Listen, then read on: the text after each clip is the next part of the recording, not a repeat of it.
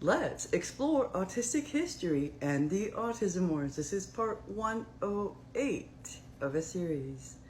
So we are still taking a look at Bernard Rimland. He was considered the father of modern autism research upon his death back in the 2000s. I left off in the previous video sharing an article he had written back in, I believe it was 1994, so it's way back. So keep that in mind with the language and the ideas being put forth. We are looking at autistic history in the way back archives here. Please keep in mind, autistic history is full of stressors and content warnings from beginning to end. So if you're watching this video or any videos of mine in regards to autistic history, please keep that in mind and take care of yourself. If you need to, I have to at times step away and take a break from what I'm reading because it is, it's a lot. So yeah. All right, the article I had been showing from 1994 was titled Recovery from Autism is Possible, and I'm picking back up in the section, Let Me Hear Your Voice. We just wrapped up the Young Autism Project section in the previous video. In that section, Rimland speaks to the controversy of recovery in autism and states much of the current controversy, mind you, 1994, much of the current controversy on recovery began in 1987 with a publication by Ivar Lovaas and his colleagues of the results of their intensive early intervention program. ABA has always been controversial from the very beginning, and here Rimland is speaking to it. So this next section is titled, Let Me Hear Your Voice.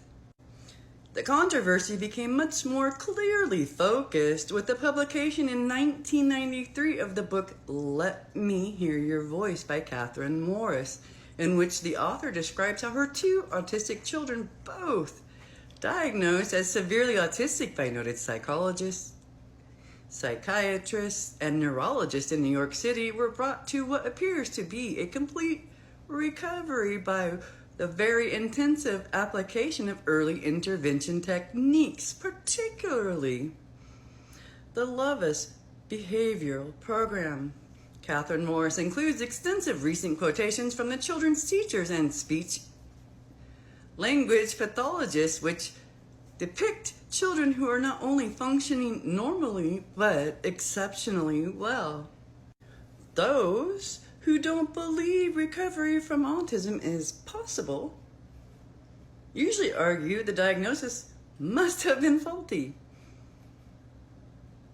It wasn't autism to begin with, since Let Me Hear Your Voice depicts the children's severe autism so clearly and graphically, and since the documentation of their diagnosis by expert after expert is so incontrovertible, the conclusion that these children have in fact recovered is especially hard for many to accept. I have personally seen the Morris children on several occasions, most recently just a week or two before this writing.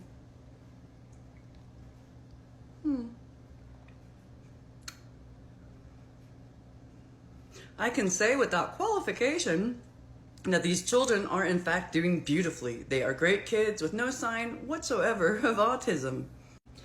A psychologist, a psychiatrist, and a pediatric neurologist who were among the specialists who had diagnosed the Morris children as autistic initially have written a paper, soon to be published, indicating that children show no residue of autism.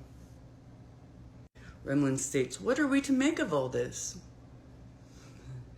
There will, of course, always be those who persist in saying that recovery from autism is impossible.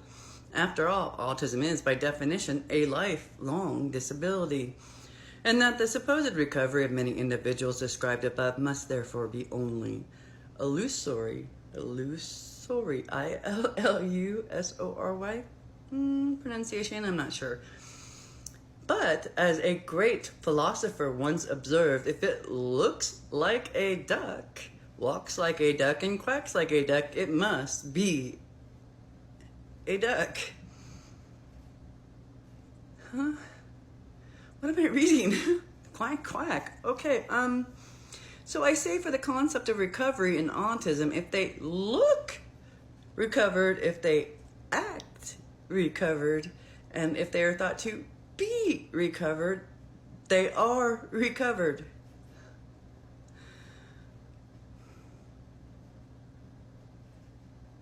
Yeah, okay, yay. Yay for that, all right. Oh, goodness, all right. Perhaps some of these recovered individuals may have some quirks and odd behaviors. If so, so what? Who doesn't? Oh, the circular speak, right?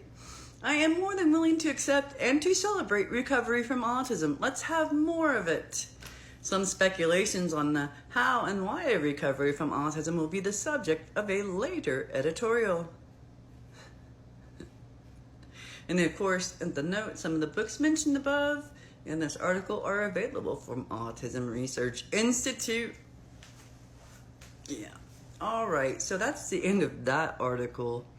All right, Bernard Rimland was a very prolific writer, and so there are many articles he wrote and published in his newsletter and other spaces over his lifetime, but I'm just gonna be reading some along the way to give a feel for those autism wars and the different fronts and what they were doing and what was happening, and to give a feeling of the ambiance of that time and the culture and all this being developed around autism by parents and organizations. So this next article is titled the second Great Autism Watershed, again, written by Bernard Rimland from Autism Research Institute.